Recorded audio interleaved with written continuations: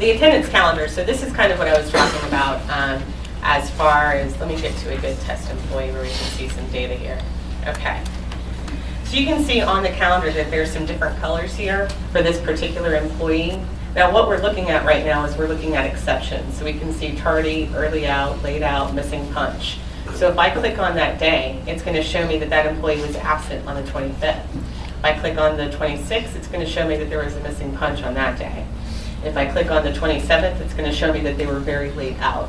Now once we actually have data in there, it's going to store the data for the whole year. So if you bring this up, let's say at time of a review, and this whole thing is color-coded, you're going to be able to show the employee how many times quickly within the year that they've had some type of exception according to their schedule. You can also see, so let's say if overtime is very important to you, as it is most everybody, you can also choose a pay type. So if you wanted to choose overtime, and you want to come down here in the list and find the overtime code. Where's my overtime code? You can click on overtime. You can select what grade color you want to see it.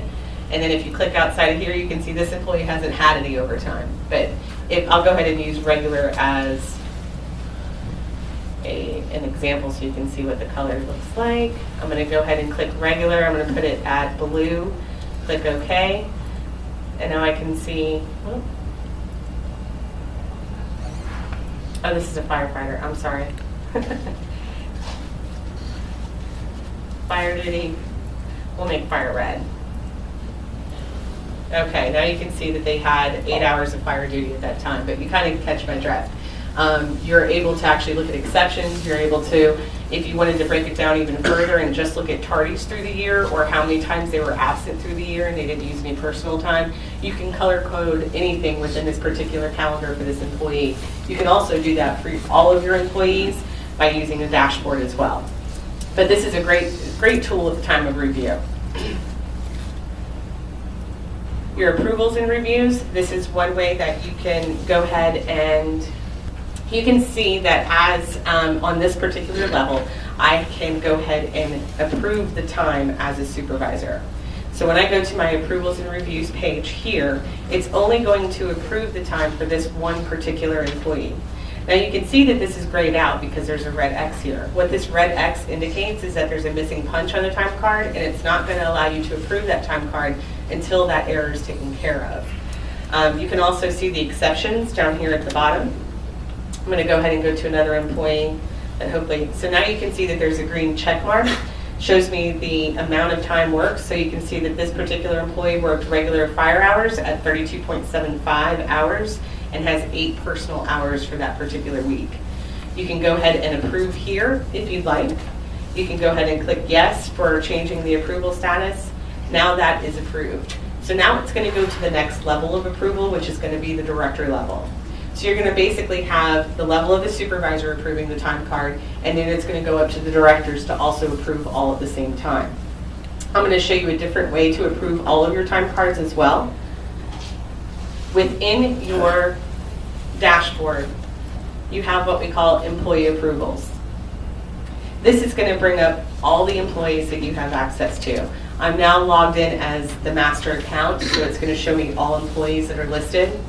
However, if I wanted to go ahead and just see one manager, I'm going to go ahead and use the test manager. Now you can see that I have 3 employees that have red X's, which means I cannot approve. I can also see that I have 1 employee that I can approve, which has already been approved, and if I were the director, I would then be able to approve myself. Now if I'm the director and I see that I only have 1, and make note of this, the time hasn't changed when time cards need to be approved. Everything needs to be approved the Monday after the pay period ends. So by close of business on Monday, you should be able to go in and approve all the time cards for your employees. Because really, if you have any edits, it's just going to be from Friday or over the weekend because we're going in there daily to check on the employees to make sure that everything is looking good. So by the end of the pay period, you'll probably have 1 edit, if none, to make, and you'll be able to approve all of your employees at once. And how you can do that, as long as you have all green check marks, you can go ahead and click on Approve All, and it's going to say, do you want to approve all of your employees? So as long as all of these are green and you've checked all of the hours for your employees and you know that all time cards look good, you can approve all at once rather than having to do them individually. Okay? One thing I do want to make note of in this screen, and this is a big one. Again, with this field chooser, you're going to want to customize this view. I can tell you when you first log in that the first things that are going to be shown are just the employee number, the name, and the supervisor. And then it's going to start off with your pay types in alphabetical order, which means that your indicator and your approved levels are going to be way over here on the right-hand side. And you would have to, I'm sorry, there we go. You're going to have to toggle way over here if you want to see that information. So you want to put the columns that are important to you, such as whether it's been approved, the total number of hours, and how you can do that is by clicking on the field chooser in the top left-hand corner, and then editing these fields. You can either go ahead and click on a line and move it up or down to make sure that they're in your column view. Now, if some of these aren't important to you, say you don't have any firefighters on your particular view, you can actually uncheck those pay types so they don't show in your view. So what you want to do is make these columns important to you. And I can tell you the three main columns that are going to be the most important to move up front in your view are going to be total number of hours, whether it's been approved, and then also the first regular overtime hours, depending on the pay type of what's important to you. Save. So you can get to your reports from a couple of different ways. Like most things, there's your drop-down menu here at the top. And there's also your reports button down here on the bottom. You also have a reports tree window that pops out over here on the right. Guess what? It's all going to be the same information, so it's just depending on how you want to get there. So I'm going to go ahead and click on one of these employees. These are all of your reports. So you have a ton of canned reports that you're able to use to pull up any type of employee information. If you want to look at a particular time card, you can go ahead and click on time card with comments. You can run that report. Anytime you run the report without giving it any type of sort or range, it's going to run it for all those employees that you have access to, unless you specify just one employee. So for example, it automatically populates your start and your end date, which is always going to be your current pay period. If you want any other dates besides the current pay period, say you've been using the system a while now and you want to go back and look at somebody's time card or somebody's history, down here at the bottom, you're going to see those same reports, and these are all your historical reports. So you can see your time card with comments history, you can put in the employee, you can put a range of dates in. So there are two separate types of reporting. Your active, which is your, and then there's also your historical, which is anything that's been closed out prior.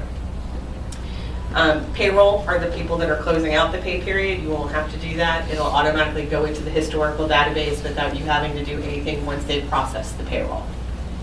So what I'm going to do is I'm going to go ahead and bring up a time card with comments report. I'm actually just going to pull it up for one employee because that's all I want to see. So up here you have sort, up down here you have range. Range is going to specify the particular employee you want to run that report for. So if I didn't know the employee, I could use this. I can go ahead and search for the employee. I could search by employee ID 9998.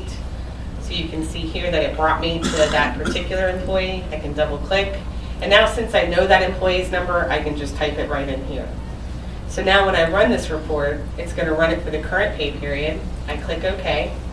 It's going to say your report has been requested. Please view the requested report panel to see the status of your report. Guess what? That's a really fancy way of saying, please go click on pending and ready over there. So I click on pending and ready. I can see that my report with the green check mark has processed. I click on ready. And now here's my report. So this particular employee, the time has not been edited because you don't see any comments over here to the right. So if I wanted to run this report for all my employees, I could go ahead and do that as well. But this is going to be a live time report of exactly what you want to see on the report that you pulled. Once I close that report, I can go back over here to all, brings me back to all my employees. So say I want to run this for all my employees, I can just go ahead and click on none. Click on run report. Again, it gives me my current date range. I click OK, gives me that fancy message again. So I click on pending and ready. Now you can see there's a question mark, which means it's thinking and it's getting ready to produce my data. If I click refresh, okay, sometimes it'll go ahead and refresh that report and let me know that it's ready. Now if I click on that report, now I can see all of my employees, test employee 4, test employee 3, and now I can see where I've actually made edits to those time cards for these particular employees. Here are my comments. Employee forgot to punch, asked employee to come in early. It's going to show me every edit that I made to that particular employee. You do have other reports to use. Again, if you have multiple pages, you can use this toggle back and forth here. This will give you 100% view. You can increase your view size if you can't quite see the report. You can also save these reports to your desktop. So if you wanted to print or save, you would click the Print Q button up there in the top left-hand corner. If you just wanted to print the report, you could go ahead and select your report printer and click OK. If you wanted to save the report, you click Print to File, and you choose what type of file. If it's a text file, if you want it in PDF, if you want to save it to Excel. Say you're looking to do an hour's work summary. We have other reports that you can save to Excel if you wanted to use the data to look at different things or look at overtime or something like that. So you can go ahead and print to file and then select where you want to actually save that report to your computer. Okay? So just to show you a couple other reports while we're in here, you have hours work summary report, which is going to actually give you the ability to go ahead and select what type of pay types you want to see in that report. So I'm going to go ahead and run that one. You can run multiple reports without going to pending and ready back and forth. So if I wanted to run another report, say if I wanted to see my pay period approvals, who's actually approved payroll and who has not, I can do not approved or approved. This is something that payroll will be using quite often on Mondays. And you can also see, if you wanted to see labor summary, any of your labor reports are going to show if you've made a change to a program to actually charge another program. It's just one of those things you're going to get in here, and you'll probably need to go ahead and play with the report system a little while once you have, and see what reports are important to you that you want to use on a daily basis or even a weekly basis. There is an awesome report called Approaching Overtime. You run this Wednesday or Thursday, you can kind of see where you're at in the week, maybe see if you need to give somebody a little time off on Friday or a day that you can handle that, so that way they don't reach that overtime mark. But again, here are your audit reports. Those are the reports that will show what changes have been made to what time card and actually who made them. So you can see a slew of reports that are going to be here for you to work with and be able to utilize on a daily or even weekly basis. One report that actually was brought up a little bit earlier is attendance balances. So once we have loaded the balances for your employees on a bi-weekly basis, which we'll be doing going forth, you'll be able to see how much vacation or how much personal time your employees have by just going ahead and running this report for all of your employees. So if I were to click Run Report and click OK, it's going to generate that report.